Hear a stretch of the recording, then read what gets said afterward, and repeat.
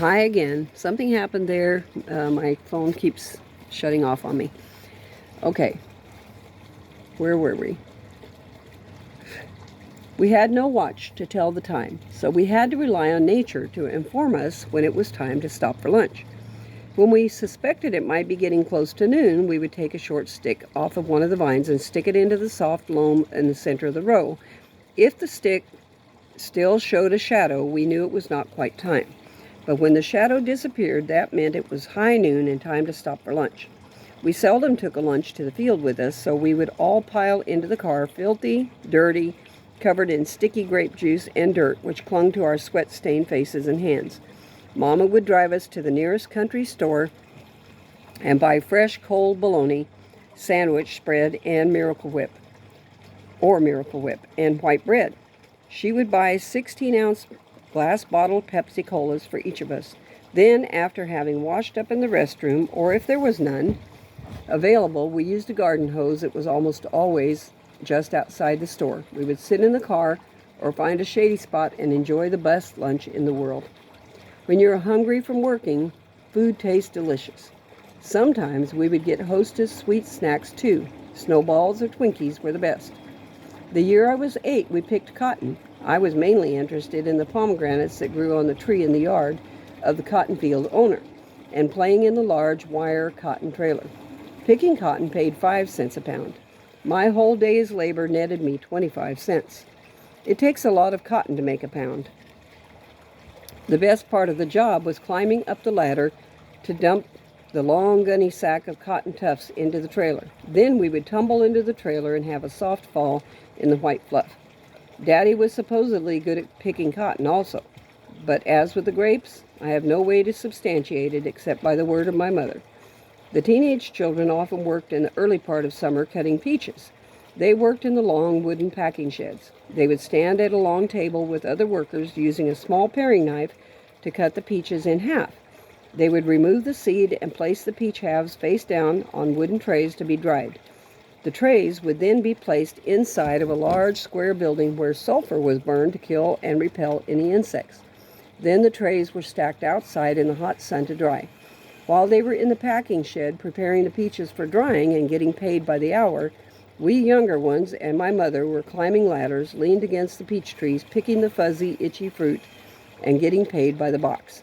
It was bad enough having a peach fuzz all in our clothes and on our skin, but early in the morning, the mosquitoes were vicious and plentiful. It made the job especially difficult. One summer, our church was having an outdoor revival during harvest season. Behind the church property was a dehydrating plant that was owned by the husband of one of the church members. He was not a Christian. The peaches were being treated in the sulfur building. The church meeting was in full swing when the wind shifted and we were all nearly choked by the smell of sulfur smoke coming from the dehydrator. It smelled like rotten eggs. There was a fit of hacking and coughing, and then someone said, "Let's pray." Immediately, the people began to pray for the wind to change, and it did. The smoke returned from which it came, and that revival continued. It certainly brought home what sulfur and brimstone was in the Bible, except I think brimstone must have been volcanic lava. Peaches have a high stain threshold, so for those cutting the peaches, removing the dark brown stains from their hands and fingernails each day was a laborious process. First, they had to wash their hands with chlorine bleach, which was caustic and could easily burn the skin while removing the stains. To neutralize the bleach, they had to wash their hands quickly in vinegar, then in water. The vinegar left the hands squeaky clean but smelling of vinegar. Another rinse in water and a little vanilla would make the hands smell acceptable. This process had to be repeated each night following the day's work. Another year, with the hope of making some real money, Daddy leased 10 acres and planted tomatoes and yellow crookneck summer squash. When the fruits ripened, we kids got to do the picking for 5 cents a box. The squash sold pretty well and had to be picked every day. If a squash was forgotten on the vine, within 2 or 3 days it grew to astronomical size. It would get a hard, bumpy outer skin and would be useless as food. If we left them on the vine, they would take all the nutrients from the smaller squashes. Then, when we found one, we had to twist it off of the squash vine because the stem would be as hard as wood. Squash plants grew with long, hollow stems coming from the central base. At the end of each stem grows a very large, dark green, fluted leaf that has a small, soft, sandpapery type surface. The hollow stems of the squash leaves were prickly, stiff, and lighter green than the leaf. Daddy showed us how to make musical flutes out of them. By removing the leaf stem at the base of the plant and cutting off just the soft leaf and making a small hole in the end where the leaf had been, then making holes along the sides of the stem, a temporary musical instrument was constructed. It was a fun diversion to all the hard work. Though the squash sold well, the tomatoes did not, because it was an especially good year for tomatoes. Though ours were juicy and good, there was no market for them. Daddy went from store to store trying to get at least one of them to buy the fruit, but the store owners were able to get better prices elsewhere. We used many of the ripe tomatoes and probably gave away many, but 5 acres is a lot, even for our large family. We picked many of them green, and Mama had us wrap them in tissue paper that she had bought somewhere on sale. We put them into wooden lug boxes and put the boxes into the cool cellar under the house. Some of the green tomatoes we sliced, turned into batter, and fried in the skillet. They were deliciously tart. Many of the tomatoes lasted through the fall, but overall it was a frustrating venture. Work in the fields was hard, but it did not excuse us from the housework when we returned. The meals still needed to be prepared, and the laundry had to be washed and ironed, and the house had to be cleaned occasionally. We did not have a dustpan. Laundry was usually done on Saturday and was an all-day job. First, the mountain of clothes had to be separated into colors of like kinds, whites with whites, red with reds, darks with darks, etc. We had a wringer washing machine with a black rubber hose on the side with a crook at the top for hooking it over the top of the washer tub. While the clothes were being washed, the crooked hose kept the water in the tub. When the water needed to drain, the crook would be hooked over the rinse sink to be pumped into the drain or laid on the ground and drained without the pump. On the side of the washer, there was a swivel contraption called a wringer. It had a lever at the top to adjust the tension of the 2 rubber rollers according to what was being run through them at the time. Next to the washer against the outside wall of the house were a pair of concrete rinse tubs, connected in the middle. These tubs were filled with cold water. Sometimes we would add bluing into one of the rinse tubs. It helped to whiten the whites. The washer was filled with hot water, soap, and sometimes bleach for the first load of clothes, which was always white. After the white clothes went through the wash cycle, the wringer was swiveled between the washer and the first rinse tub. All of the clothes were squeezed between the wringers to remove the soapy water. They fell like flattened snakes into the first rinse tub, after snapping off buttons or zipper pulls in the process. Fingers had to be watched carefully, lest they go through the wringer along with the clothes. Dee, who was well-proportioned, liked to work in the buff after she married and moved away from home. She, too, had a wringer washer. She was doing laundry on a certain day and accidentally caught her nipple in the wringer as she bent to remove the clothes from the wash tub. After that, she wore clothes while doing the wash. Occasionally, when pants were being wrung out, the pockets would be full of water. The person running them through might get sprayed in the face by the water being squeezed out of the flattened pockets. Next, a new load of dirty clothes was placed into the soapy water, which had become a little less hot and slightly dirty. While that load of clothes was agitating, the wringers were swiveled again to hover over the center of the 2 rinse tubs. Then the first load was put through the wringers and snaked into the second rinse. After rinsing, that load went through the wringers once again, landing in a galvanized tub on the ground. The tub of wet clothes was then carried out to the yard, and the clothes were hung by wooden spring-loaded clothespins onto the wire clothesline to dry. As in the case of Daddy's dress shirts, clothes sometimes required starching.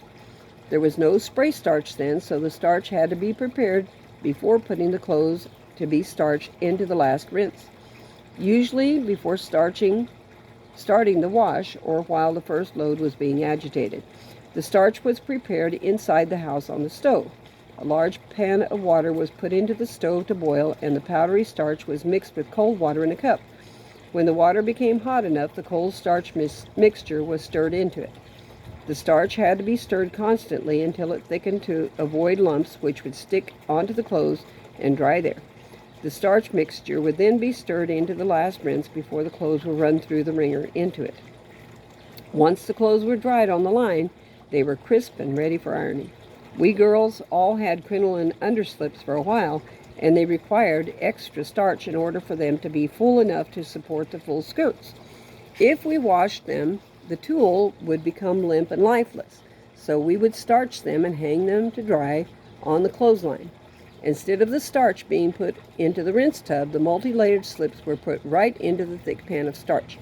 We would push the underskirts into the starch with a spoon or a stick, making sure it was well saturated.